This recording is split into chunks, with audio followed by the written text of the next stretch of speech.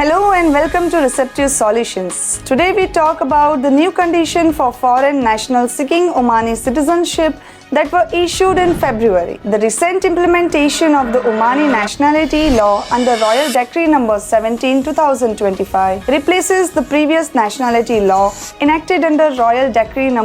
38/2014 and came into effect on February 2, 2025. The nationality law outlines and rules and regulations related to Omani citizenship and the eligibility criteria for individuals seeking to become citizens. The law provides different pathway for individuals to acquire citizenship in Oman, including by birth, marriage to an Omani citizen, and naturalization. It also outlines specific eligibility criteria for each pathway, such as parentage for citizenship by birth, condition for foreign spouses to acquire citizenship through marriage, and requirements for naturalization. The law also clarifies provisions regarding Omani citizenship by descent. The nationality law stipulates that dual citizenship is generally not permitted in Oman unless granted by the Sultan through a royal decree. Marriage-related provisions also affect nationality status. A foreigner who acquires Omani citizenship through marriage to an Omani woman will lose it if the marriage ends the divorce or desertion with 5 years. The law clarifies that in such cases, the father's loss